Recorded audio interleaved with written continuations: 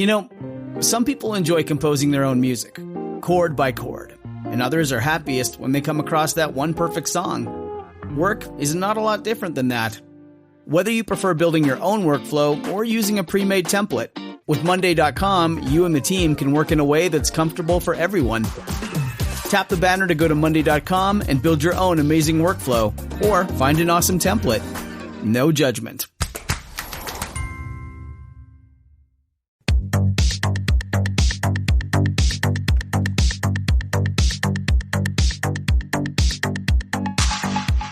Welcome to the RuPaul's Drag Race Recap Show for Season 12, Episode 7, titled Madonna, the Unauthorized Rusical. My name is Joe Betance, and I am joined, as always, by one material girl.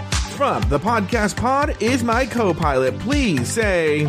You are not a virgin. To Taylor, the Latte Boy. Hello, Taylor, the Latte Boy. Hello, Joe. How are you doing? I'm doing all right. Doing okay. I got up late this morning, but I was here. Now, what I want to do right now, let's talk 30 minutes about the coronavirus and scare the shit out of people. No, I think that sounds like a grand idea. Okay. Very good. By the way, if you if you're not on Patreon, you missed a whole 30-minute Just Between Us Girls segment where I talk about how far I've been shooting. You know? Yes. And I'm not talking about guns, wink. But a certain type of gun, maybe. Yeah. I don't know the names of guns. I could make a little gun joke. And pearl handle pistol. Yeah, a pearl handle pistol. One of those guns that in the old days, like when a woman in the old days carried a gun in her purse. I don't know what those are called. In a clutch purse? Yeah, in a little clutch purse. You take it out. I got you see. You're not going to get me. I go to jail, see? You know? It only holds one bullet in it. Did they only hold one bullet? Do you know about guns? No, but I know somebody who has a necklace. And it has a gold. It has a gun, like a gold gun on the as the pendant or whatever. And apparently, it actually shoots and holds one bullet. Oh, weird! It's in a case of extreme emergency or something. You can. I don't know if that story's true or not, but I do know somebody that supposedly has one. It's weird. Anyway, we had a whole 30-minute segment, and to listen to that, go to patreon.com/afterthoughtmedia. And join at the premium level to enjoy all that content. But for now, Taylor, this week, the queens record vocals and perform choreography to Madonna, the Unauthorized Rusical. On the runway, the category is Night of 1,000 Michelle Visages. Gigi Goode wins her third main challenge of the season, while Britta lands her third spot in the bottom two. After a lip-sync battle for her life, Britta was asked to sashay away. Taylor the Latte Boy, name 2 things you liked about the episode and 1 thing you did not. I have never been a real fan of the Rusicals. I know that we had Trump the Rusical and Cher the Rusical in the past. Kim Kardashian, the Kardashian, the Rusical. I think the Kardashian was the first one, wasn't it? Okay, yeah. So this is our fourth one. I really liked this one. I thought this one was. I mean, is it something? Will I go buy the single or the song on iTunes? No. But Shade the Rusical. We've been corrected. Shade the Rusical. Yeah. But I actually really enjoyed. I thought that the lyrics were actually pretty good. I thought that just about everybody nailed the look to varying degrees. So it was definitely one of their better ones. The other thing that I liked was I loved the theme for the runway. Because it was so Jersey and so Michelle Visage. As much as we talk about Michelle Visage is a bad actress, I genuinely think she was surprised with this. I think she didn't. I really think she didn't know. You can roll your eyes all you want, but this one in particular. But at the very least, she seemed to genuinely enjoy watching everybody come down the runway in the various outfits. Oh, that she did. Yeah. Yeah. So, but I thought the runway was great. The thing I did not like, and I think a lot of people agree with this, was the wrong person won. I really think that this feels like everybody kind of got the rug pulled out from underneath them, because I think all of us were expecting Jan to win. Mm-hmm. So for Gigi to win was shocking, to say the least. And we can talk about why we think that she won later on. My fear is that this is going to deflate Jan some, and she's had a hard time kind of pushing through. So I'm wondering if next week her performance and everything won't be as good, because she feels like, I did this. This was what I was supposed to win. And if I can't win this, what else am I supposed to win? And you can see that. You could see that even just in the split second when she said you're safe, you could watch the hamster starting, the wheel spinning as far as getting in her head. So I didn't like that. Yeah. Those are my two things I liked and one thing I didn't. What about you? First of all, thank God this Brita is gone. Well, yes. I've because of the rumor, I've known this for weeks, and I've had to bite my tongue, Okay. But now I can finally talk, and I'm so glad. Our audience is probably sad because they're going to miss, when she goes home better than anybody else. Because I'm from New York City, and when we represent, I go home better than anybody. They're going to miss that voice. Yeah. But, what happened? Nothing. Oh, I just thought I heard a rumble there, like you were doing her voice. And I was starting to, but then I couldn't come up with anything. So thank God this Brita is gone, right? Next. But I expect to come back for All Stars. Every time I'm out, they pull me back in. And they're not going to be able to have an All Stars without Brita. I'm going to be there for the reunion, whether there's one or not. I'll be there because I'm from New York. I'll put on my own fucking reunion in my apartment. And they're all going to be there. I'm going to send my boys to grab all of them. This Crystal Method and this Dahlia Sin, even though she was only there for one fucking thing other than the broccoli. And they're all going to sit on the fucking stage with me and tell me how goddamn great I am. Yeah. And if they don't like it, they're going to eat a fucking gun. And everybody knows I loved this Aiden.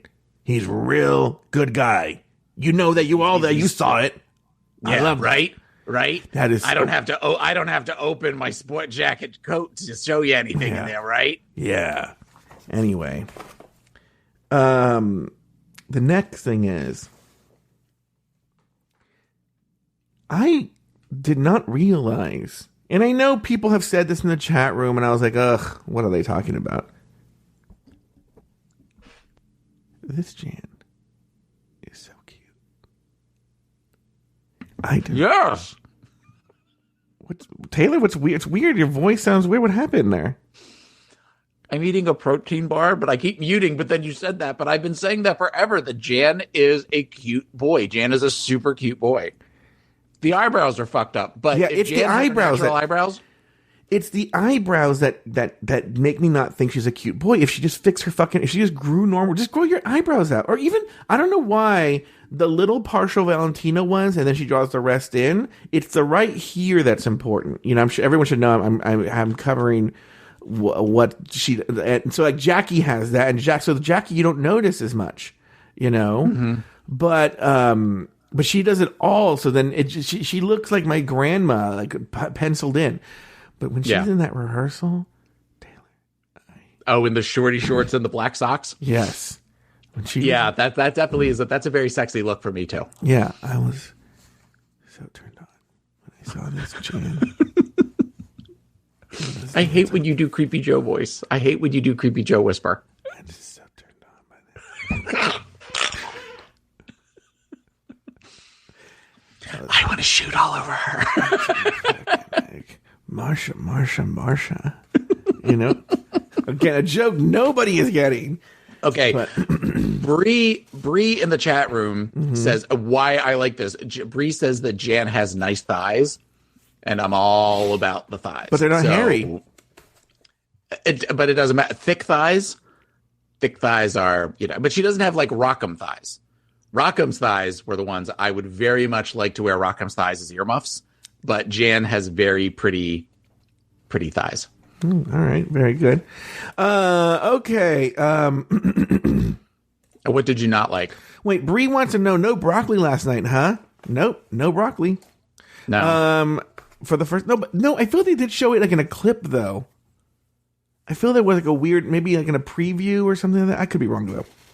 What I didn't like, I'm with you. I feel look, sometimes I feel like the editors telegraph their own thoughts about things.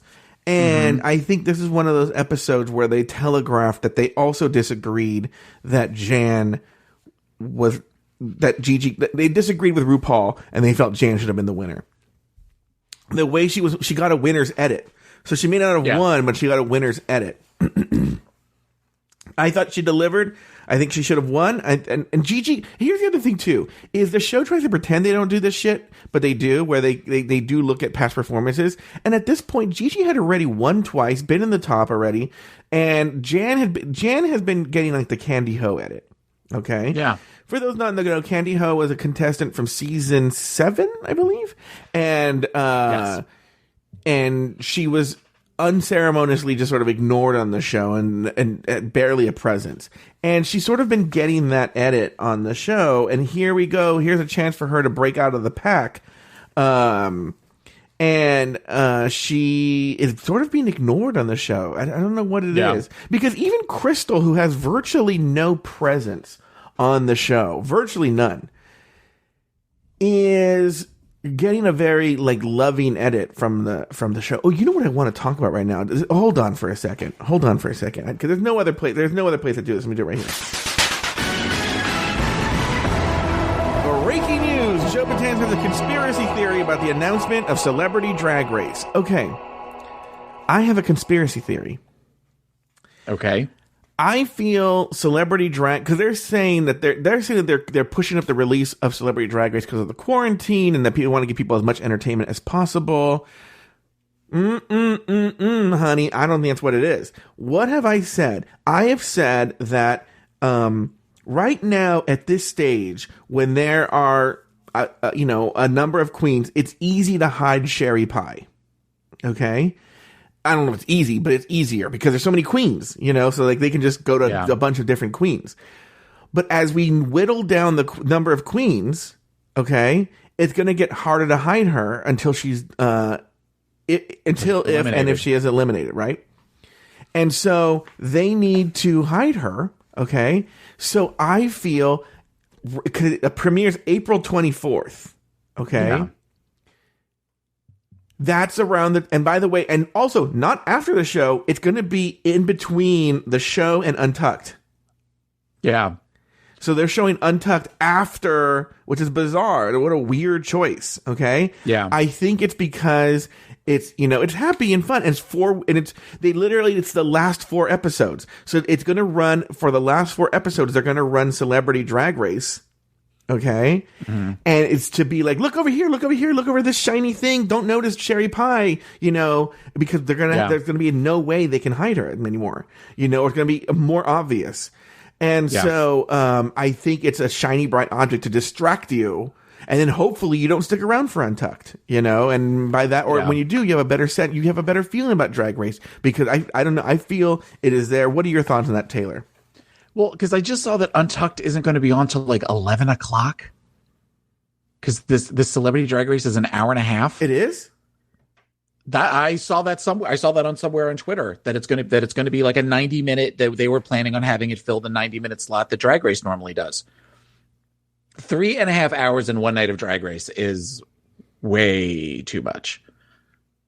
The level of unprofessionalism, far too much. Well, I think Lori's supposed to do Celebrity Drag Race anyway, so that relieves you of that. I don't feel Celebrity Drag Race is as important. No, I know that, but I want to watch Untucked. I don't want, and I'm not going to. I'm going to watch Celebrity, which I think that they're just kind of assuming that people are going to have my attitude of like, well, if it's on and I'm already sitting here, I'm going to watch it. Yeah. I don't know. It could be. I mean, I think that it is. My thought initially was when I first saw it, I thought they were going to, I didn't realize they were going to show regular episodes and then not, because my conspiracy theory was they want to try to push out where they want to take a break in the middle of the season and they're going to show this, hoping that quarantines get lifted and they can have a live finale. Because do you think that's a possibility, that they'll go to the bottom 4 and then they'll say, we'll do the finale when everything is up and running? So that way they can have the big, where it's kind of almost like a the family gets together, meaning all of the audience and all of the other queens that get together in a big theater. That would be tricky. I don't know if it's going to happen. I really don't, because LA just extended their stay-at-home quarantine until May 15th. That's really right up against when they would do the finale. Yeah, and they might extend it even more. We don't know. They're even putting it into the summer. I'm thinking they may be able to. I wonder if there will be a lift on businesses. And what's funny, they can only really do it two places, LA or New York. And New York's worse than LA, okay? Yeah. And where they may do I think the best we're going to get is a reunion style finale where all the queens are together in a studio. I think there's no audience. I think there's virtually no audience at all, if there's an audience at all.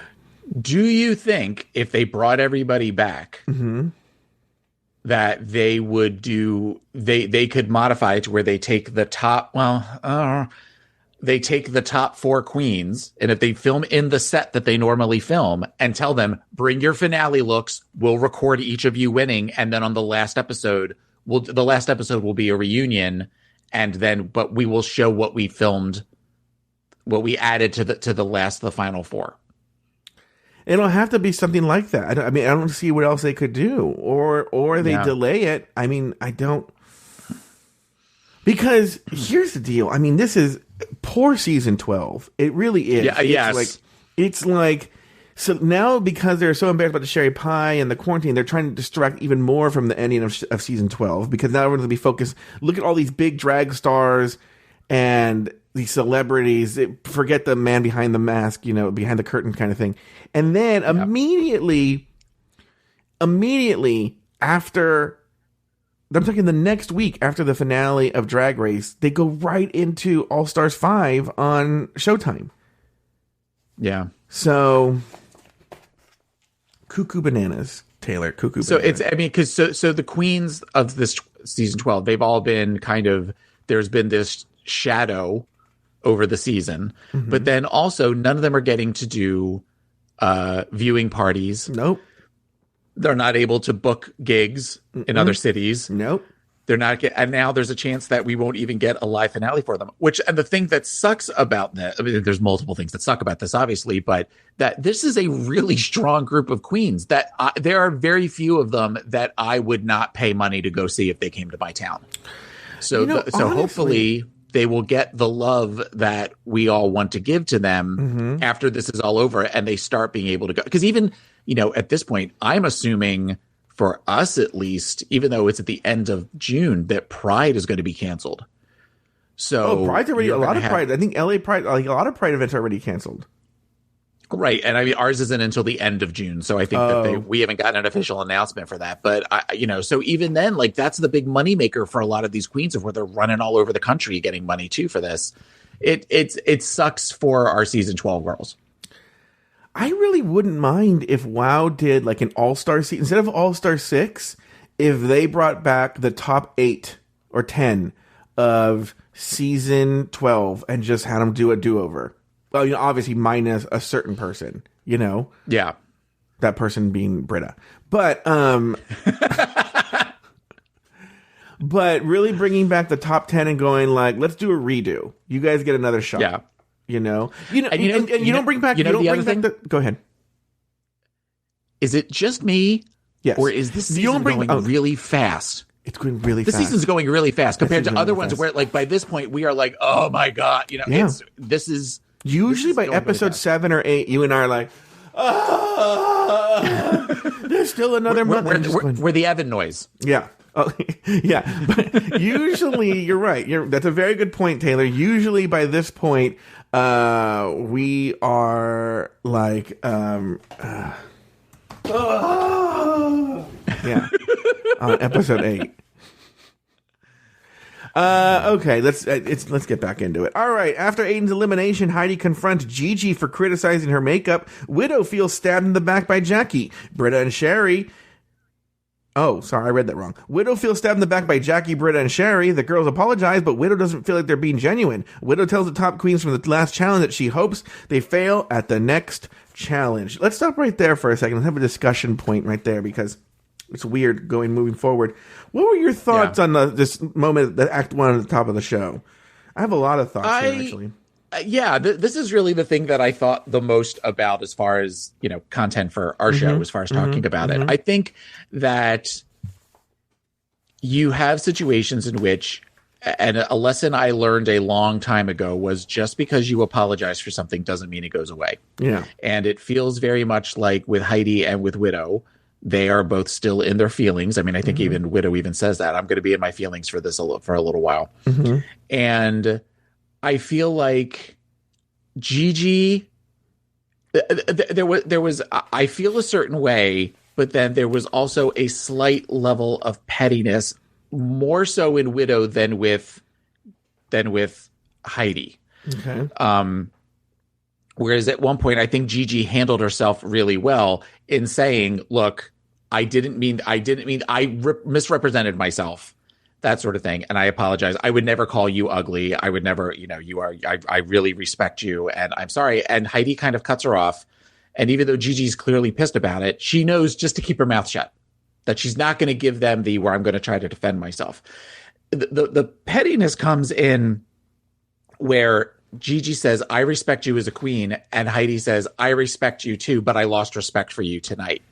There's something about that just feels a little stinging. And I can understand Heidi's point of view with that. But there's something about that at this point, just both of you just be mature and go, okay, well, I respect you too. But I'm not happy with you right now. I lost respect for you tonight is a little harsh, but I also get why Heidi would say that. The difference is with Widow, when Sherry and Jackie were talking, they weren't talking specifically at Widow. They were talking at everybody. And this is kind of brought up. This is kind of brought up in Untucked as far as, because it's Sherry and Widow are one of the safe ones. And they have a conversation about this where at one point Sherry says, you were safe. It's not like you were one of the we were talking to the bottom girls. We weren't talking to everybody. And you were one of the safe ones. And you kind of see Widow do this like, oh shit, she's right sort of thing, where she kind of gets lost for a minute. But so the difference is, I think there that they weren't specifically coming for Widow, but Widow took it personally. And also Widow seemed to desire ill will towards other people, And again, it's not what you say, it's how you say it. I think she was saying, I want you to feel what it feels like to be questioning yourselves because you've been really strong contenders up to this point. But to say it sort of in a way that made it sound like I want you to fall at a dance competition, which is not what she said, because I watched the preview a couple of days ago. And then because Jackie at one point says something along the lines of, so I can't believe you're saying you want us to fall. There was something about that just seemed really gross. And you also figured that Gigi and Heidi, that was really kind of the only time that was specifically brought up, whereas they kept shooting to Widow, making all of these everybody's going to have a hard time dancing, all this kind of stuff with all of their issues. And it was not fun to watch. The Apollo lie thing, I don't think Gigi was lying. I think that Gigi just recognizes that she said something shitty. I can't really speak to Sherry and Jackie, but I don't think they were lying either. I think they were just trying to have a conversation. They were trying to get airtime. Well, I feel those are two different conversations. First of all, let's talk about at the top of the show, Britta erasing. This is someone and a cast too. Britta's not the only one here. It's a cast of people not realizing. Do they not realize what they were saying on the show? Always assume the editors are going to show you when they can at your worst. So Britta erasing the lipstick and saying, "Oh, we love Aiden" and stuff like that. I'm like, were you not at the Untucked episodes where you guys had big fights? Like, don't you know they're going to show that? Like, and how fake you're going to look? Like, look, there's a part where I do admit, like, they're going to shape things the way they want. But there are some very obvious moments are going to make it in the show, and that they were intense, and that they know that you guys had a fight. So you seem really fake. Really, really fake. And by the way, the cast too, the rest of the cast were like, "Oh, we love you, Aiden." And I think someone comments in a Talking Head confessional that Widow, like, bitch, is what you all were coming for her. And now you're all like, we love her. And I don't understand it's really weird. Now, here's the deal is I'm actually not entirely clear on why Heidi is so upset with Gigi. I will say that. I mean, I know Gigi, but it's not anymore. This is Amy Poehler. My new movie, Disney and Pixar's Inside Out 2, is coming to theaters June 14th, and it's making me feel joy and sadness and anger, definitely some disgust, and I think a little fear. But I'm also feeling these new emotions like anxiety, embarrassment, envy, and ennui. It's what you call the boredom. Okay, that one was weird. It's going to be the feel everything movie of the summer. Disney and Pixar's Inside Out 2. Rated PG. Parental guidance suggested. Only in theaters June 14th. Get tickets now. Maybe because she recognizes Gigi is such a front runner, so for Gigi to critique her makeup was sort of stinging, you know? Yeah. But I don't even think in the initial conversation that Gigi was being harsh, or I don't understand. I'm really not even clear why Heidi is really even upset. So it doesn't really make any sense to me. And so, and when Gigi apologized, it felt, and we'll get to the other ones, it felt genuine. It felt like, I am so sorry that, you know, I was just trying to help you kind of thing. And, yeah. Now let's talk about, you talked about Widow. I feel that they're starting to shit. Widow's going to be see, I already knew Britta was leaving. So, Britta's leaving. So we need to start setting up the next villain, who we all rooting against. And so I think they're putting Widow in that position. Okay, now she's the next one that we have to, like, you know, set our sights on as being sort of mean and bitter.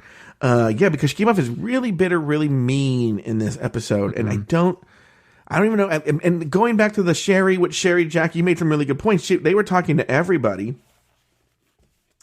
And I don't know why she took it so personally. And I don't know. It just seemed very, very weird. All right, moving on. The thing that sucks about it is they're both right.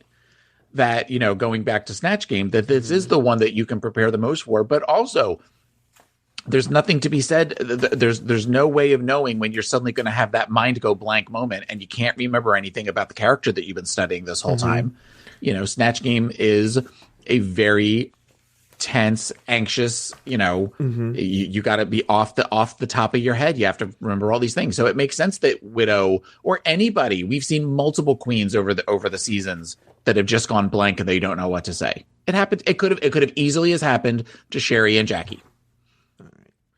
You know what, Taylor? This is a perfect point right now to take a break. So you know what? We'll be back right after this.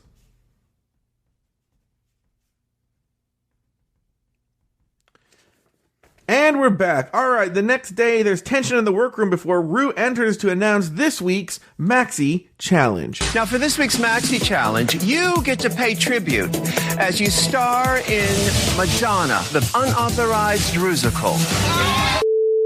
Now, each of you will portray Madonna from a different iconic moment in her epic career. First, you'll be recording vocals with the world's foremost Madonna expert, Michelle Visage. And then you'll strike a pose with a man who has choreographed Madonna herself, Jamal Sims. All right. After in the workroom, the queens are left to their own devices to cast the roles. First, we have Jackie. For herself, chooses boy toy Madonna. Before, pretend that you haven't seen the rest of the show, Tale of the Latte Boy. Pretend it's all just we're watching it live. What would you think about Jackie as a boy toy Madonna? Well, I would probably challenge that a little bit, just because she seems a very wholesome queen. Whereas when you look back now, Madonna, the boy toy, where she wore the wedding dresses and stuff like that, now it seems very charming compared to the way that she eventually got with like the sex book and stuff like that. But there's a disconnect there that I don't know that would have necessarily worked. Yeah, I wonder why. Did she choose it right off the bat, or was that, I don't remember that one. But now Jada goes sexy Madonna. of course, Jada's always doing the sexy thing, but and Heidi makes a good point. Is like she's actually kind of really bad at it. Like for Jada focusing on the beauty, there's a lot of times the beauty queens aren't good at being the sexy queens, yet they equate the two. If that makes any sense. Yes. But you don't have to be beautiful to be sexy, and I think and just because you're beautiful doesn't mean you are sexy. Widow as the Fempire Madonna. Would you have cast Widow as the Fempire Madonna? Was that a smart choice? Yeah, I think that the Fempire Madonna is a very strong, in your face kind of personality. Mm-hmm. All of Madonnas are that, but particularly that one is a very striking. She kind of comes at you, and I could see Widow playing that role. All right. Next, Jan is pressured to take the role of early Madonna. You remember that? Like, she didn't know what she wanted to. Like, oh, do early Madonna, and she go, I don't want to go first. And then she reluctantly takes the role. Now we see she crushes it. But what would you have put? Where would you have? What did Jan want, and where would you have put her, Taylor? I think Jan probably could have done well as what was Britta's? I know it was Express Yourself, but what was that called? Empowered? I don't have that information here. Actually, I'm sorry. Okay. Widow with the Vampire. Yeah. Mm-hmm. The Express Yourself look with the ponytail and the bustier, I think Jan could have done really well with that, because that choreography, the Blonde Ambition Express Yourself choreography, she could have done really, really well. There were definitely more intricate dance moves to that as compared to the I'm sorry, as compared to what she did, where she just kind of bounced around. Breaking news: Britta was Cone Bra Madonna. Yeah, okay, so Cone Bra Madonna, I think she could have done well with that. I also think she could have done well with Gigi's as unapologetic Madonna. Yeah. I think that could have been a good one for her too, because those both had very intricate dance moves that she really could have shown off her work. The early days of Madonna just kind of, kickball change the whole time, where she just kind of like, clunked her ankles together, moved back and forth with like everybody, and like Holiday, she just sort of dances around. There isn't really choreography to that per se. Heidi was spoken rap Madonna. What were your thoughts on that? Would you have put that there? I think she did a good job. We're not there. What are you talking about? We haven't seen that yet. Okay. I think that she could do a good job with that. All right. Very good. Yes. That is one of my least favorite parts of, of Madonna in general? Of Madonna, Madonna in general. Crystal is given the role of enlightened Madonna. Crystal, so what did you think of? Would you have cast her in that? Pretend we haven't seen it. Yes. Oh. For the reasons they talk about. We feel like you're kind of hippy dippy, and that this is sort of Madonna's hippy dippy phase, so that makes sense that we would give that to you. All right. Movie star Madonna, Sherry Pie. Seems right. Seems very right. I mean, for somebody who's very big, dramatic, kind of sort of that Broadway sort of makes sense. I will say, and the editor seemed to be showing this too, it seems a lot of times that Gigi is the one who takes a back seat. Let me tell you this. Gigi was so hot in this episode. Wish she would take in the back seat. But anyway, why are you making that weird face? Because you're weird. Go ahead. Anyway, but it seems like a lot of times Gigi gives up what she wants for other people. Didn't that happen also in another acting challenge or something? She didn't want a certain role, and then she was like, okay, I'll take this other shit role because you want that. I feel like that happened one other time. But here she does that. She decides to play, she wanted to be Cone Bra Madonna, but she ended up being unapologetic Madonna. Would you have was that cast correctly? Was the right choice made there?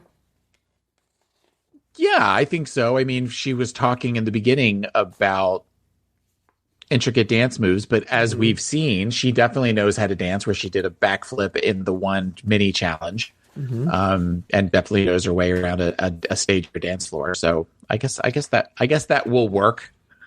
All right, very good. Let's go to the recording. Actually, the recording session. Composer producers Eric Paparazzi and David Benjamin Steinberg joined Michelle Visage for the recording. One by one, the queens record their vocals. Jan gets praised for her singing voice. Jada struggles to be sexy. Jackie tries too hard to be cutesy. Britta does her deep voice. Gigi doesn't know who Patti LuPone is and struggles with her nerves. Taylor, your thoughts on the recording session? Go. When they told Britta to use her boy voice, I could feel your eyes rolling from across the country, because I know that is a trope you do not like. I don't like it. But we also know it's something that Madonna, RuPaul apparently finds to be very funny. Well, also but actually in this case, I'm okay with it because if you remember, but it's not in the radio edit, but it's in like a different edit of Express Yourself where they really emphasize the on your own, like there's the deep guy voice in the background. Yeah. And I think Michelle realized that, was like, oh, that would be funny if you also did not only Madonna, but the guy who does that deep voice in Express Yourself. So in that case, it was sort of funny because it was paying an homage to Express Yourself. So there was no eye roll. There was an eye roll about something else when they force Jan, like we said earlier, she was like, I don't know if I really want to be unapologetic. What was she? No, early Madonna? Early Madonna. I don't want to do that. And they're like, oh, you got to do it, bitch. Just do it, you fucking bitch. You fucking cunt. Just fucking do it, right? And then she's like, okay, leave me alone, right? And then Britta grabbed her by her shirt collar and said, you listen to me and you listen to me really good. Yeah, listen here, you Madonna, and you're going to smile the whole fucking time. You're gonna like it. To eat shit. You're going to do it with a smile on your face. You got that? Me? You're from New York too, and you're not gonna give a bad image to New York, all right? I'm here to make sure of it. I was sent here by Mayor Bill de Blasio to make sure you don't fuck this up. And if you do, you're gonna be singing with the fishes. I'm the queen of New York, and if you want to stay in my court, you will do what the fuck I say. Do you understand me? You understand? Why are you crying? Why are you crying? Madonna doesn't cry. There's no crying in Madonna. Anyway, they force this role on Jan, and then Jan goes up there and crushes it, and Widow's like, ugh. Of course, Jan's crushing it. And I'm like, right. Bitch, you guys forced this on her, and then she crushes it, and now you're mad at her. I looked at that as they all realized they did a fatal mistake in letting her go first. When they showed Widow's confessional, it was more like a, what the fuck were we thinking letting her go first? Because she's gonna kill it, and then the rest of us have to follow her. I didn't look at that as a... I did. Annoyed. I didn't look at that as annoyed. Okay, all right. Well, I'm telling you how I looked at it. I look at it as annoyed with the rest of the group being annoyed with themselves, not annoyed with Jan. Also, Michelle, obviously, reading the notes and whatnot, so nice. She wasn't usually, when Michelle's in this like directing role, she's always like, no. And you would think it's something that's personal to her as Madonna, she would be so fucking nice. The scene that she had with Jada, where she was trying to walk Jada through the Justify My Love type lyrics, I thought was where she came over and she coached her. So it was really more of a coaching, not just a directing. Yeah, you're right. And it was a very nice moment to watch, because you're right. We don't normally see that. We either see super, super fake or mean. Yeah. And with this, I thought she seemed to be enjoying herself watching this. And I think that's part of it, because again, we have a group of really good queens that there isn't really anybody that was weak per se. So it's just everybody needed some tweaking to get their characters in order. Someone in the chat room, I know who it is, but says Michelle has been much nicer since she got her implants removed. I think it's this thing where I think as they've had these drag cons and she's met the fans and she's had more and these meet and greets and stuff like that, and she's interacted with the public more, she's learned that they appreciate her as a motherly figure more than as a fucking Simon Cowell figure. I think when she first came on, she thought she would be the Simon Cowell. And I think as she's met the people and realized and she's gotten to know the drag queens, that she's become more maternal. So I think it's been a slow thawing of the ice where she's had more fun with it and feels she should still be she's not cunty on the judges panel so much, but it's like tough. But like when she's with them, she's much more maternal than she used to be. Yeah. I think she sort of realized her role. Any other thoughts on the recording session? No. Yeah, it seemed like a pretty non-eventful session. Let's go on. Jamal Sims is back. Widow struggled with a knee injury she got from her lip sync. Jan picks up the choreography very quickly. Jackie has trouble moving her hips. Gigi's nerves get the best of her. Heidi shows she's a skilled dancer. And Britta just cannot do the Roger Rabbit. Your thoughts on this choreography session, Taylor? The whole thing of where for the first 25 minutes of the show or however long we're talking about how in a dance competition, I'm going to slay it, I'm going to slay it, I'm going to slay it. And then suddenly the first thing they show, Widow can't get down on one knee because of the injury, was good to me. Yeah.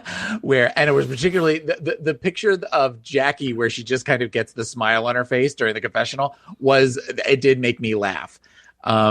I think if you're going to talk this up, show that you can do it. And within the first time of her going, oh, I'm going to bleed all over the floor and I can't do this. I had an injury from week 1 and all this kind of stuff. It just kind of, maybe we're not as great as we think we are. It also kind of annoyed me. It annoyed me that he immediately kind of did which it annoyed me and I appreciated at the same time of where he said, well, then maybe we'll change your dance move of where you'll just kind of pretend to sit versus everybody else. Where I'm like, does that mean she's the only one that's going to be doing that? And I noticed in the finale, they didn't necessarily, nobody really did that one dance move he was talking about. But I was a little like, okay, that's not fair. But then on the other hand, I think if that's something where Todrick was doing that, and if Todrick would be like, well, bitch, I guess you're going to bleed all over the runway, and that would have been the end of it. And then we wouldn't have liked Todrick for it. So get ready for a rant. Yeah. Against this Todrick Hall. This Jamal Sims, who has real credits, is a real choreographer. I mean, amazing credits. They kind of downplay his credits. He is so good. When she said Jamal Sims is back, I gave out a little cheer. I was by myself, but I gave out a little cheer. Because whenever they have real choreographers like him, Travis Wall, notice that when they have these choreographers when the person can't do something, they say, okay, well then let's try this. I remember I had a really good personal trainer at one point. Who, at some point I had some sort of injury. I can't remember. I hurt my back or something like that. And there was a move. I said, well, I don't feel comfortable doing that because I hurt myself. I don't remember how I hurt myself. And she goes, okay, well then let's do this. And she already had an alternative for how it wouldn't affect where I was injured. And so I think that's the sign of a good trainer in anything, whether you're a choreographer, whether you're a personal trainer, where you're an educator, when you can flip to make the person to work with their weaknesses rather than against them. Where this horrible Todrick Hall, I don't like this Todrick Hall. Okay. I hate him. What? Yeah, I don't like this Todrick Hall. Todrick? No, I don't like him. And in fact, let me tell you something. He did this thing the other day, and I didn't talk about it in the rumor mill because I'm so sick of this Todrick Hall, where he went and did in the quarantine. He made I wouldn't call it an apology video because he didn't apologize. Where he's gonna explain to people how the business works and why he doesn't pay people. He can go fuck himself. He should pay people. What? Yes, this Todrick Hall, what a horrible human being. Garbage. Todrick Hall's a garbage human being. I don't like him. And yes, you're right. On this show, if Widow would have been like, my knee is bleeding, which they're right. They're like, bitch, your knee was bleeding on episode 1. We're on episode 7 now. Even in the terms of the show, they're like over 2 weeks away from when they started. Okay? So your knee heals. Calm down. You know what the thing is with this Widow? And now I'm on a rant. You see, I'm already all heated at Taylor. That's fine. This thing, it's the same thing with the Kennedy Davenport, right? They're amazing club dancers and they do their thing in the clubs, but they're not trained dancers. And I'm not saying one is better than the other, but there is and that's why Jan excels. She went to a Broadway musical theater school. She's taken dance classes. She knows she's a trained dancer. And so she could pick up the moves, right? She's like, I know how to work with the choreographer. Whereas someone like a Kenny Davenport or Widow Von Du, where they're more freestyle dancers, they're not, that doesn't mean necessarily translates to the choreography. So she gets there and all of a sudden he's like, quick ball change, shuffle off to Buffalo. I don't know I'm just saying words. And, she's like, I don't know. Wagon wheel Watusi. Yeah, wagon wheel Watusi. And,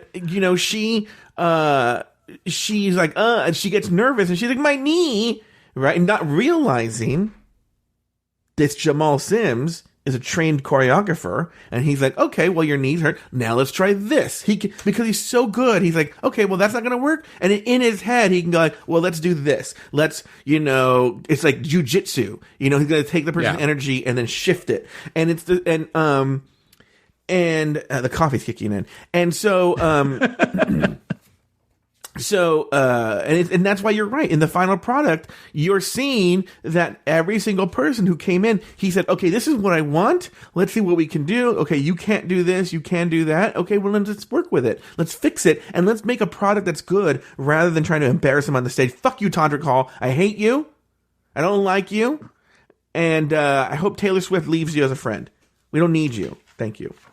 And this Taylor Swift attacking Kim Kardashian. This Kim Kardashian, who I can't believe I'm defending Kim Kardashian. Why would she ever care about this Todrick Hall? Thank you. Okay. Did you have anything else to say about the choreography? No. It's Elimination Day. The Queen. Hold on. I will say something. Okay. The Britta thing, dancing with the goofy hat backwards and stuff like that, was kind of funny to watch just because she's just so not, good on her feet. But but there was a weird little class dig that Britta she can't get away with just being like, you know what, I wasn't my best. I'm not the best. She's like, well, Jan, she went to a really ritzy, expensive private college. Okay. Yeah. Yeah, I picked up on that too. I was like, that kind of sounds like a read, even though really you're complimenting somebody's skills without realizing it. They're training. Well, she's complimenting, but she's going, well, of course they're good. They went to an expensive theater school. Well, I'm sure this fucking theater school for kids who are qualified had scholarships. A. B, there's something called student loans, which I wouldn't take for a musical theater school, but whatever. And then, can you imagine being hundreds of $1,000s in debt so you know how to dance to high button shoes or the pajama game? Anyway. Okay. That's it. All right. It's Elimination Day and the Queen's return to the workroom to get ready for the runway. Britta feels pressured to represent New York City. Heidi tells the others about her gay uncle who died of AIDS and her struggle with being bullied at school. Crystal talks about her close relationship with her parents and her father's Parkinson's diagnosis. A lot going on this Elimination Day. No special Britta Elimination Day. Did Britta ever have an Elimination Day mirror moment? Ever? No. Well, there's no reason to. She has a charmed life because she's the Queen of New York. The Queen of New York. Let me tell you, the hardest day ever in my life is one time I blew someone's brains out in the back of a car. So we had to drive to a guy that looked like Quentin Tarantino's house. And then, what's the name of that guy? He came over and he cleaned up the whole car. He looked a lot like Harvey Keitel. Thank you. He looked like Harvey Keitel. Harvey Keitel came over and he cleaned up the car. Anyway, he solved people's problems. And then we went to a diner afterwards. And these two assholes tried to hold at the diner. And then we walked out. And nothing was in the right order. Anyway. Right. Taylor, I don't even know where I'm talking about anymore. Your thoughts on this Elimination Day? Again, with Heidi talking about her uncle who died of AIDS, it's another example of that intergenerational, like we kind of talked about with Gigi last week, as far as that the younger generation finding people in the older generation to be their mentors, to be their friends, to be their allies. And there was a tragedy to that, in that she didn't really have that growing up, beyond once he passed of AIDS. The Crystal moment with Parkinson's disease, I don't know if you know anyone with Parkinson's disease. I had to work with people at end-stage Parkinson's disease for hospice care. Parkinson's is a horrible, horrible disease, and I truly felt for Crystal because seeing somebody that she loves as much as her dad, and someone who it sounds like was super supportive like her dad, and to watch his world slowly get smaller and smaller, I felt for her. I wasn't sure.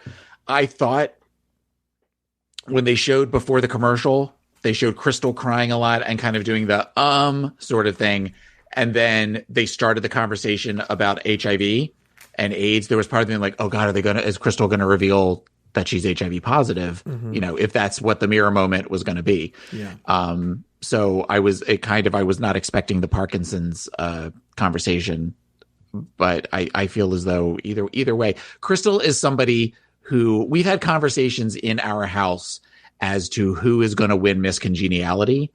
And there's somebody else that I feel as though has been in the running for it, but I'm starting to wonder if Crystal is working her way towards becoming Miss Congeniality. I really feel for somebody that I really was very, very underwhelmed at with Meet the Queens, I'm definitely falling in love with Crystal Method over the course of the season. And this is just another example of somebody that I've come to really, really appreciate her aesthetic and appreciate who she is. Let's talk about the uncle that died of AIDS. One, he looked more like Aldebarge than Crystal did, but two, he did. I know, but okay. Go ahead. And two, it's one of those things where it was important. That's a good story to have, because I feel like, even my generation feels sort of disconnected from that generation of people who went through the AIDS crisis, Mm-hmm. And it's funny. I don't want to dwell too much on this, but Dr. Fauci himself has made comparisons to, the AIDS crisis that happened, and now we, not only as gay people but straight people and people who weren't there, get to sort of feel the sort of panic and worry and anxiety that the gay community was feeling in the early 80s when there was this disease striking down people. Now, coronavirus is not a death sentence the way AIDS was then, but if you can imagine, like, you just don't know what to do, and it's like, and even less was understood about it then. So how frightening! Imagine what you're going through right now times 100. But and so it's good, I think, to bring that kind of intergenerational thing to show how it even has effects on people even today. In terms of the Parkinson's thing, what's really odd is I have a friend, a very good friend, who moved his straight guy, my friends, his whole family. So two friends, the husband, his father had late stage Parkinson's. And in 2013, for what he thought was going to be being there for, the last days of his dad's life to kind of help his mom deal with his father passing away from Parkinson's, moved his entire family to Maine from California to be there. It's going to be a temporary thing. Mm-hmm. Not saying this is a good thing. Just last week, his father passed away. 7 years later. He's been there for 7 years. And in that meanwhile, his mother passed away. About a year ago, the mother passed away, and now the father passed away. And this is one of those things where, like, I know firsthand from all the anxiety and depression he was going through, to help your father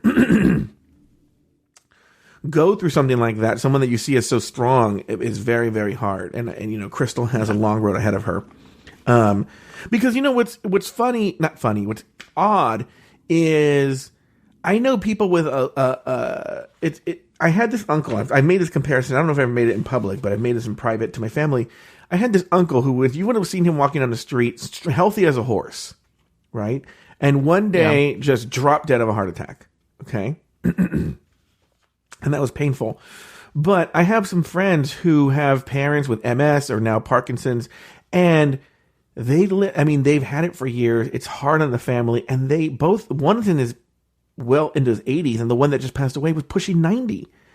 So it's like, it's not even one that, you live with it for a long time, and it's very painful. Yeah. So on everybody, it's hard on everybody, and my heart goes. And it's one of those diseases like ALS and stuff that it doesn't get, when you realize that something that you've lost the ability to do something, it's not like, oh, well, it'll come back in a couple of, no, you're just that much further. It's a slow decline over time. It's ALS is another one that was ALS patients that I worked with that had Lou Gehrig's. I was usually pretty shook when I would leave their house, because I would just think to myself, I don't want that to be me one day, really quickly, just to correct me, did I say that it was Crystal whose uncle was gay? Because it's in the chat room, and I did. I meant Heidi. Heidi. Yeah. And just a little bit of a correction there. Too much dark talk. Let's talk about something happy. Fuck Todrick Hall. All right, there we go. It's just too much, but it's a thing. All right, Taylor. Let's do this right now. Actually, Taylor, I forgot to mention this last week, which is and it's been mentioned on the rumor mill, but I don't. Maybe there are some people who don't like rumors, so they don't listen to the rumor mill. Is because of this coronavirus drama and the quarantine. A lot of us are locked at home and just are desperate for content. Now, this is not, believe it or not, this is not going to be a Patreon plug. I mean, it is a Patreon plug, but not in the way you think. Everybody should know that I've released to the general public over at patreon.com/afterthoughtmedia a lot of shows that we did the pre-2020. So, like, a lot of our content, remember when you and I did the lip sync thing, the best lip syncs with Evan, and the Sydney Gaze is on there, Finding Prince Charming is on there in its entirety, all the Pit Crew, I think, is on there, a lot of, all this content that was just Patreon exclusive in 2019, 2018, a lot of it is now available for free to anybody. To the general public, all you have to do is go to patreon.com/afterthoughtmedia, and there's so much content for you to get for absolutely for free. No need to sign up for anything. You just got to go there, and you can download that content, listen for free while you're locked in your house. Alrighty? Okay, now let's move on to Madonna, the Unauthorized Rusical. Taylor, your thoughts on that? I thought it was great. I thought it was really good. Rephrase that. It's definitely the one that I've enjoyed the most. But there's also part of me, growing up, was a huge Madonna fan. Okay. So shocking. I know the... What did you say? It's shocking. Yeah, shocking. So I know the styles. I know the songs, the references that they were going through. And I thought that the lyrics were actually some of the strongest lyrics that they've had, where they were able to incorporate so many Madonna song titles into the lyrics. I appreciate the fact that they all sang, some of which that's in rabbit ears, as compared to where they just have the one woman who does the, Women of Her Street and the that same singer, one woman who just changes her voice to be all the different people that's actually their voices. And I don't know that there was necessarily, even the ones who were in the bottom were still pretty good. This was definitely a episode of which the queens, the judges had a hard time. I would assume the judges had a hard time picking who was going to be in the bottom, other than for purely political reasons. What were your thoughts on it? Your general thoughts on it? I've often, it's been since 4 or 5 years ago, we lost, not because he died, he's just a crazy person, Lucian Piani, right? He had a parting of ways with the show. And since then, whenever they have these things, I've been like, I've always been like, oh, you really feel the loss of Lucian Piani here. Yeah. And not that I wouldn't have been interested in what he would have done, but I will say whoever they found for this one came pretty fucking damn close to capturing sort of the spirit and the fun and the lightheartedness. Maybe the lyrics weren't exactly there, but they definitely captured the sort of feel and the bounciness and the airiness of the music. And it was catchy without being derivative. Well, no, it's meant to be derivative, but it was able to pay an homage to that style, but yet be its own thing and catchy enough to listen to. It didn't make itself known as a presence because it was so horrible, And so I think they did whoever they got, they did a very, very solid job. Kudos to them. Was it the greatest thing ever? Were there any earworms? No, but it was passable. Right. It was fine. It was good, and I think the thing was good. Do I long for the sort of humor? I think that's one of the things we miss of the older Lucian Piani stuff. Yeah, but it was fine. I didn't hate it. Well, it didn't feel cheap. It felt like some of the jokes and some of the other things felt very, very cheap. And it never went dark. Like, I kind of remember at points with the Cher one that it went like after Sunny died and stuff that it went dark for a little bit. Mm-hmm. Whereas this one, it just just talked about the different ways that there is a weird dark line where she talks about how she's outlived Whitney, Michael Jackson, and Prince. Okay. Yes, that is that. All right. That is the weird one. Okay. Yes. That is one that I kind of went, ooh, that's not. That was weird. But as far as it seems to genuinely celebrate Madonna's life versus Cher's. It felt like it just kind of told the story of Cher. Yeah. And not necessarily in a celebratory way. Yeah. Were there any stand-ups for you for the best one? I'm trying to go through them really quickly. I thought that Jan gave a lot of energy. Mm-hmm. I thought that Gigi did a good job, but I feel like Gigi did a good job primarily because Gigi had the flips and the dance movement. Okay.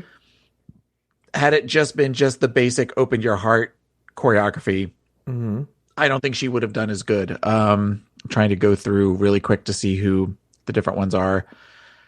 I thought Heidi wasn't necessarily all that bad.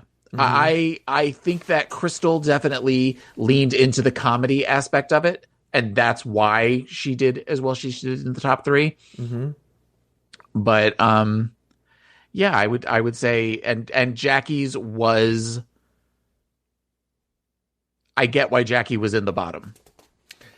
I get because there was a like cutesy aspect to it that was just had she figured out a way to be more sensual in it, I think she wouldn't have been in the bottom, but because she sort of did that, she was a little too cutesy pie. Yeah. With it that was kind of was like, that's not who Madonna was at that time. Okay, Taylor, very good. Well, then now it's time for the looks. Oh wait, I haven't gotten the look thing right yet. Okay, hold on. That's why it's always in the wrong volume. All right, here we go. Okay, today the category is Night of 1,000 Michelle Visages. Taylor, we're going to do the look. Now, once again, remember, we are going to do, you have only the length of time that the person is on the screen. Remember that. You only have the length of time that the person is on the screen. So when you're, and I'll call out who the person is. Okay, so as soon as I call it out, you're ready to go. Okay, here we go. All right. Here we go. All right. So the category is A Night of 1,000 Michelle Visages.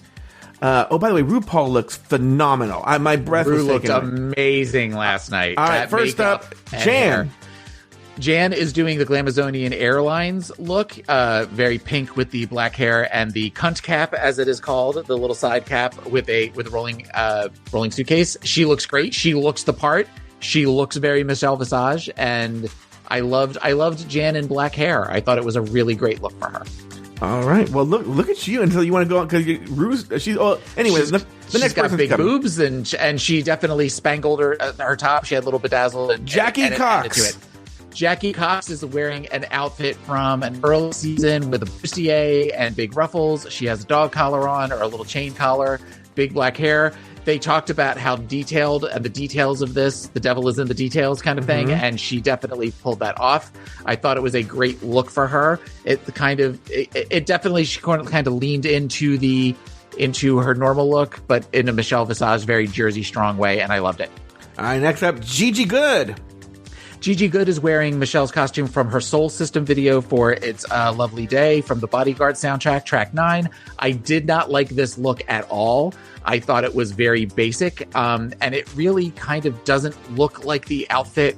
The bottom part doesn't look like the outfit. I feel like it was the comedy of Gigi getting her nails caught in her hair and stuff that really kind of saved her and took her over the top as far as the looks go in the top 3. All right, very good. Next up, we have Britta. Britta came out in one of Michelle's finale looks. with the glasses, and I think that the earrings were that was sort of splitting hairs as far as they weren't the right type of earrings. However, I thought she looked like Eveline from The Wiz in this. Just that it did not necessarily do great things for her body shape. And the hair, I was not a fan of this look, even though Michelle says it's one of her favorite gowns that she's ever worn. All right, next up we have Jada. Jada came out in an outfit again from the judges panel with the big icon necklace and the big hair. I thought she looked beautiful. I thought that the look was great, with the big tits and the spiked shoulders. I thought everything about this was really good, that she definitely looked to the part of Michelle, and you could tell that it was a Michelle Visage inspired outfit. All right, very good. Next up we have Crystal Method in an outfit from RuPaul's original talk show on VH1 back in the 90s. I feel like this is where she almost took the devil outfit from the first episode that she was on and glammed it up, and it shows a transition to this new look. Like, the devil look was almost the before, whereas this is the after. I thought she looked beautiful. I like Crystal with red hair. I like that she is taking their notes as far as the makeup. I feel like we're seeing more and more of Crystal, and I like that. All right, next up we have the Widow Von Du. You would think I would like this because it looks kind of Wonder Woman inspired, but this is not a good look for Widow. I don't get Widow pulling the pants up over the stomach, which she seems to do a lot with dresses and pants, almost like an empire waist. It looks cheap, and it accentuates all of the wrong parts of this big girl's body. I also thought the hair, the wig, very flat, and the color of it, it's almost like a peachy orange, not red, so it's very distracting. Not a good look from Widow tonight. Next up, Heidi in Closet. All right, Heidi coming in an outfit inspired by Michelle on The Only Way is Essex. It was okay. It was just sort of a very basic outfit, and the hair was way too big. I get that we're trying to over dramatize and we're kind of doing drag, but it was distracting. All right, very good. And those were the looks. All right, very good. On the main stage, Sherry, Jada, and Widow are named safe. The top three of the week are Gigi, Jan, and Crystal. Gigi Good is awarded her third Maxi Challenge win of the season, and the bottom three are Heidi, Jackie, and Britta. After the judges saved Jackie Cox from the bottom, Heidi in Closet and Britta are left to go head-to-head in a lip-sync battle for their lives. The song, Madonna's Burning Up, which, let's stop right there. They go all this way, they won't pay for the right for a better song? Or do you think that the record companies just say no? It could have been both. I know that Madonna songs we talked about, even though they've done Vogue in the past, they've done Vogue and music in the past. What song would you have done? Express Yourself? Yeah, Express Yourself would have been a good one. What is your favorite Madonna era, if you have one? Well, I've talked about this on many times on the show, on different shows. I was at the Evita premiere. Okay, I went to the premiere of Evita. Yeah. That's a whole story. And I sat about probably 12 rows behind Madonna, but I saw her in that. It was the first time she was ever seen in public after giving birth to Lourdes. Yeah. And she was in this crushed red velvet dress. It was like form-fitting with like a veil, and she just looked phenomenal, Yeah. And I would say maybe that look. I like that movie star Madonna Evita look. It was a good one. I think there was also something very fresh about Boy Toy Madonna. Yeah. But maybe those are my favorite looks. What's your favorite era of Madonna? Blonde Ambition. The Like a Prayer Blonde Ambition tour, Breathless Mahoney, where she had the very short platinum blonde. She was in her early to mid 30s at that point and seemed super confident, but had the experience to back it up. It just felt, that to me is my favorite. That was when I was in high school. I have very fond memories attached to the Like a Prayer album, or the cassette I had. The era of Like a Prayer. Yeah, and I just remember not the beginning of the end, but I was not a big fan. I was not a big fan of Erotica, when it came out because it just felt very gritty and dirty, and I was used to the very polished Madonna. But when you listen to that album, the Erotica album, like a lot of it really, really holds up as far as really great music.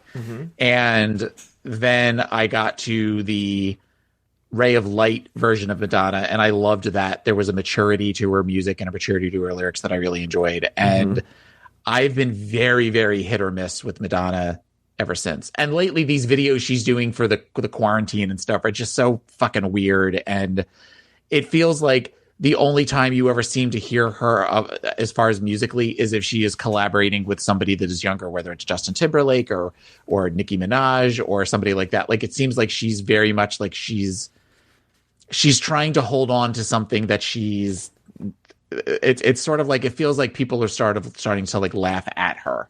Yeah. Sort of thing. Like, okay, we get it. I know she did a thing where she tried to like kiss Drake on a stage one time and really was he was like taken aback by it. And there's parts of Madonna Drake has now. A thing for like the 16-year-old girls. Yeah. Yeah. The last album of hers that I really, really enjoyed was Confessions on a Dance Floor. And everyone since then has been one that there's parts of MDNA that I like, but for the most part, a lot of it to me is just kind of garbage. All right, very good. Britta leaves it all on the stage, but ultimately can't survive her third lip sync of the season, giving Heidi and Closet at least one more week in the competition. Taylor the Latte Boy, any final thoughts on the episode? We don't want to leave it on the dance floor. Give any notes you didn't get to give. I would say, for having started off with a really strong lip sync this season, a lot of the lip syncs, and as far as these strong queens go, a lot of the lip syncs have been sort of lackluster. Yes, this season. There hasn't been anything that has been really, really great. The first one was really good. I think that's what I'm saying. The first one, and then otherwise, they've been all sort of like, okay, well, whatever. You know, this. I think had Britta not been, neither one of them was great, but had Britta not been so bad that I think it would have, there could have been the potential for a double elimination here. At least just on the lip sync alone. Plus Britta also did this thing that it's so reductive, to use a word, of at the end where it's burning up and the end, it's almost like she ran out of tricks, so she's going to do the whole thing of like where my pussy's on fire kind of thing and it's burning up, and it just felt so like, oh, you went for the obvious joke. Okay, well, you know, Britta was doing that. I feel she did in one of her other lip syncs where there's like that it's her, like, and maybe it's a go-to drag move. It's like a dance move where she like takes her hand and like pumps it and then moves forward. And I was like, we've seen that look already. We've seen that move already. You can have a bunch of different moves. And she also seems to lip sync for the back of the room, of where her mouth movement is just way too big, with just a choppa kind of thing. It's too much.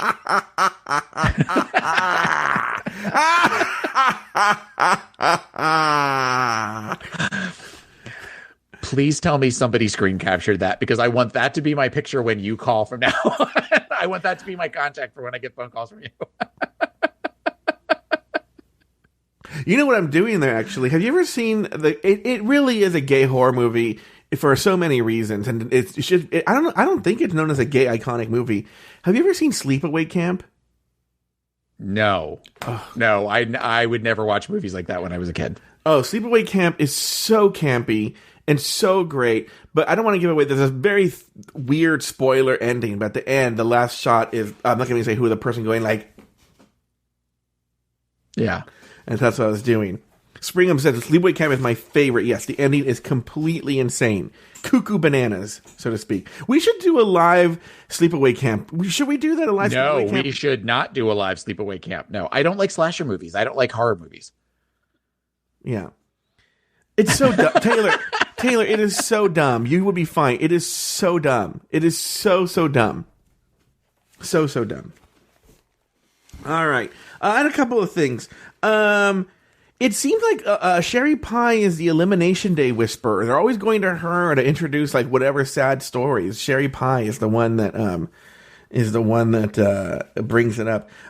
Michelle Visage, I'm gonna disagree with you here, is the worst fucking actress. And so RuPaul, we're doing a night of 1,000 Michelle Visage, and she's like, what? Oh my god, what? How about I wanted to believe that was true, that she was surprised? No. And then Gigi looked so much like Ivy Winters on her look. And then also, why with Jan? I mean, Jan should have won, but she was so pissed off. But, we could there's an argument there. All right, well, any thoughts on what I just said? I know your coffee's here, so when you want to wrap up the show? To everyone, Taylor's being really sly, but I heard the buzzing, and then he's like looking at his phone and looking at me. And so, why don't we wrap this up? Because unless you have any big thoughts on what we had to say there, Taylor. What did I say there? Repeat it back to me. Repeat my points back to me. You think Michelle Visage is the worst actress. Yeah. You think that Gigi Goode looked like Ivy Winters. Okay. What was that last one? All right. Well, that's going to do it for this week's... That's going to do it for this week's episode of RuPaul's Drag Race Recap. This episode was produced by Luke Stamen. Be sure to join us next week and every week as we continue to discuss, dissect, and deconstruct each brand new episode of RuPaul's Drag Race Season 12. So, for Taylor the Latte Boy and myself, express yourself.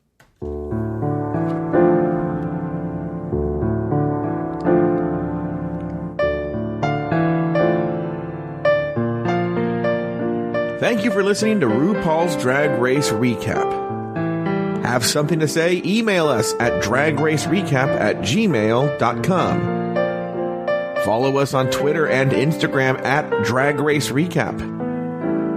If you want access to more Season 12 content, support us on Patreon at patreon.com/afterthoughtmedia. You can follow Taylor the Latte Boy on Twitter and Instagram at PIMCTaylor.